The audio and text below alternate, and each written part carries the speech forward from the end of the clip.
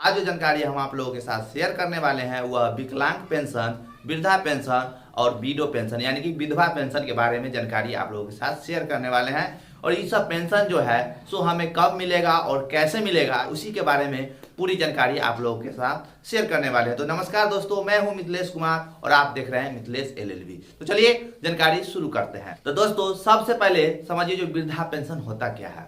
तो दोस्तों यह पेंशन जो होता है वृद्धा पेंशन, यह हमारे सेंट्रल गवर्नमेंट यानी कि भारत सरकार और राज्य सरकार के सहयोग से जो है सो प्रत्येक व्यक्ति को वृद्धा पेंशन दिया जाता है। और यह वृद्धा पेंशन जो है सो हमें अभी के समय के अनुसार से जो है सो कम से कम 400 और अधिकतम 2500 और 2250 रुपया है। और यह पेंशन की राशि जो है सो वृद्धा पेंशन की जो यह राशि है वह हर राज्य में एक रंग नहीं है, यानी कि इक्वल सभी राज्य में नहीं है वृद्धा पेंशन। अगर हम बिहार की बात करें तो बिहार में प्रत्येक व्यक्ति को वृद्धा पेंशन जो दिया जाता है वह 400 रुपया ही दिया जाता है। अगर इसमें भी कुछ जो है सो शर्तें रखा गया है, शर्त आप फॉलो करते हैं तो आपको अधिकतम 500 रुपया ही वृद्धा पेंशन दिया जाएगा। और यह बिहार की बात हुई। और इसके बाद अगर हम दूसरी स्टेट की बात करते हैं जैसे दिल्ली, हरियाणा, ये सब में अभी सबसे ज्यादा वृद्धा पेंशन की जो राशि है वह अभी दिल्ली और हरियाणा में है। और हमारे उत्तर प्रदेश, बिहार, झारखंड ये सब में जो है सो वृद्धा पेंशन की जो राशि है उतना ज़्यादा अमाउंट नहीं है, मिनिमम 400 से 500। और उत्तर प्रदेश में उसमें महज 500 रुपया ही है। और बिहार में 400 रुपया है। और हरियाणा में लगभग 2250 रुपया और दिल्ली में 2500 रुपया के करीब जो है सो प्रत्येक व्यक्ति को वृद्धा पेंशन दिया जाता है। तो चलिए यह वृद्धा पेंशन अगर किसी व्यक्ति को अगर लेना हो तो उसके लिए उस व्यक्ति को कौन कौन से योग्यता होना चाहिए। तो देखिए सबसे पहला है जो यह वृद्धा। जैसे ही शब्द आया वृद्धा, तो वृद्धा का मतलब होता है जो व्यक्ति, हमारे जो योग्यता बनाया गया है वृद्ध अवस्था को जो फॉलो करता है वह 60 साल के बाद ही फॉलो करता है। यानी कि अगर आपको वृद्धा पेंशन लेना होगा तो आपकी उम्र कम से कम 60 साल होना चाहिए, यानी कि 60 ईयर होना चाहिए। और उससे अधिक आयु है तो और भी फिर भी अच्छा है। और इसी में अगर पेंशन की राशि अगर आपको बढ़ेगा और बढ़ाकर अगर आपको वृद्धा पेंशन सरकार देती है तो उसके लिए आपको 80 प्लस होना है। यानी मान लीजिए अगर 60 साल के व्यक्ति को अगर वृद्धा पेंशन 400 रुपया पर माह मिलता है तो उसके बाद अगर वह 80 साल का जो व्यक्ति होगा वृद्ध अवस्था में उसको सरकार की तरफ से 500 रुपया दिया जाएगा। यह बिहार और यूपी का बात हम कर रहे हैं। और दिल्ली में तो मिनिमम अमाउंट 2500 रुपया है और हरियाणा में लगभग 2250 रुपया के करीब है। और अभी के समय में आप लोग जानते हैं कि 400 और 500 रुपया में क्या होता है वो आप लोग भली भांति जानते हैं। फिर भी जो यह सहयोग की राशि है वो सेंट्रल गवर्नमेंट और राज्य सरकार दोनों मिलकर जो है सो प्रत्येक वृद्ध व्यक्ति को जो है सो पे करती है। तो चलिए इसका कैटेगरिया आपको हम बताते हैं, जो कौन कौन व्यक्ति पा सकते हैं वो आप जानते हैं। और वृद्धा पेंशन में भी एक टर्म एंड कंडीशन है, अलग अलग स्टेट का अपना अपना एक रूल होता है। जैसे अगर आप बिहार में आइएगा तो जनरली वृद्धा पेंशन लोग को मिलता है, यूपी में भी जनरली मिलता है। और लेकिन इसी में अगर आपका इनकम अगर 5 लाख रुपया से अधिक है पर ईयर तो आपको वृद्धा पेंशन जो है सो लगभग नहीं के बराबर ही मिलता है। अगर उसमें अगर आपको वृद्धा पेंशन लेना है तो आपका आय जो है सो कम दिखाना होगा या कोई भी स्टेट हो। तो चलिए वृद्धा पेंशन लेने का जो टर्म एंड कंडीशन में कागजात क्या सब लगेगा उसके बारे में जान लीजिए। तो दोस्तों वृद्धा पेंशन लेने के लिए सबसे पहले आपको इंपोर्टेंट कागजात जो है सो वोटर ID कार्ड यानी कि मतदाता पहचान पत्र आपके पास होना जरूरी है। इसके बिना आप जो है सो वृद्धा पेंशन अप्लाई नहीं कर सकते हैं। और इसके साथ साथ आपका उम्र के लिए प्रमाणित सर्टिफिकेट जो चाहिए या आप आधार कार्ड दे दीजिए या कोई भी ऐसा सर्टिफिकेट दीजिए जिसमें आपका डेट ऑफ बर्थ जो हो उसे लिखा हुआ हो। इसके बाद आपको निवास प्रमाण पत्र देना होगा। उसके बाद जाति भी कहीं कहीं लगता है।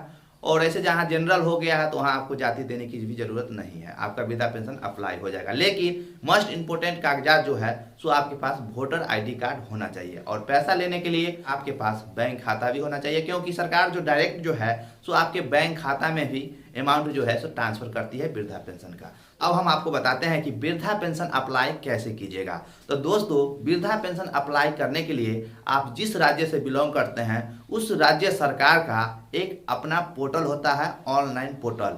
उस पर उनका एक अपना वेबसाइट होता है। उसी वेबसाइट पर जाकर आप अपना पूरा डिटेल्स देकर आप अपना वृद्धा पेंशन अप्लाई कर सकते हैं। उसके बाद दोस्तों वृद्धा पेंशन जो है सो अप्रूवल आपको कहाँ से मिलेगा ये भी समझ लीजिए। अगर आप ग्रामीण क्षेत्र से बिलोंग करते हैं तो आपको BDO साहब जो होते हैं ब्लॉक स्तर पर यानी कि तहसील स्तर पर, वहाँ से आपको BDO साहब अप्रूवल आपका वृद्धा पेंशन करेंगे जब आप अप्लाई कीजिएगा ऑनलाइन।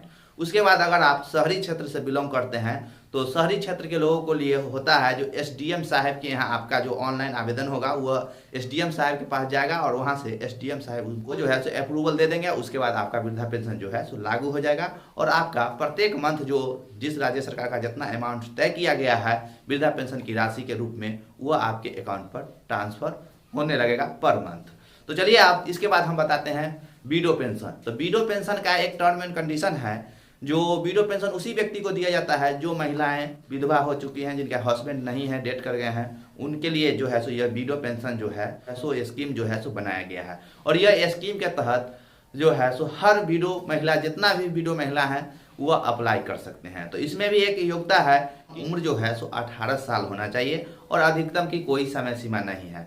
तो अगर आप 18 साल के हैं और या उससे भी अधिक है, जो टर्म एंड कंडीशन बनाया गया है विडो पेंशन लेने के लिए वो कम से कम 18 साल एज रखा गया है, उसके बाद ही आपको विडो पेंशन जो है सो दिया जाएगा। और चलिए अब हम आपको विकलांग पेंशन के बारे में बताते हैं। तो दोस्तों विकलांग पेंशन लेने के लिए आपके पास विकलांगता सर्टिफिकेट होना चाहिए, यानी कि यह सर्टिफिकेट जो है सो डिस्ट्रिक्ट लेवल या ब्लॉक लेवल या पंचायत लेवल से बना हुआ होता है और इसी सर्टिफिकेट के आधार पर यह प्रमाणित किया जाता है कि कौन व्यक्ति कितना परसेंट जो है सो फिजिकल विकलांग है।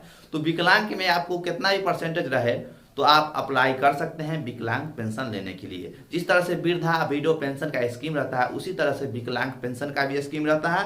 अगर अभी तक आप विकलांग पेंशन का अप्लाई नहीं किए हैं तो आप कर दीजिए, क्योंकि विकलांग पेंशन लेने के लिए इसमें कोई समय सीमा, कोई उम्र का लिमिटेशन नहीं है। भले ही आपका उम्र 10 साल है, 5 साल है, 8 साल है, 12 साल है, आप जितना भी उम्र के हैं, अगर आप विकलांग हैं तो आप जिस स्टेट में रहते हैं उस स्टेट का सरकार जो है सो आपको विकलांगता पेंशन जो होता है सो आपको देगी। इसके लिए आपको सबसे पहले ऑनलाइन अप्लाई करना होगा। अभी अगर करते हैं तो ऑनलाइन अप्लाई होगा और ऐसे अगर पूर्व में अगर आपको पूर्व से ही मिलता है तो उस समय जो होता था सो ऑनलाइन नहीं भी होता था और ऑफलाइन ही फॉर्म जमा होकर आप लोगों को पेंशन दिया जाता था। लेकिन अभी के समय में आपको ऑनलाइन करना होगा अगर आपको विकलांग पेंशन लेना है।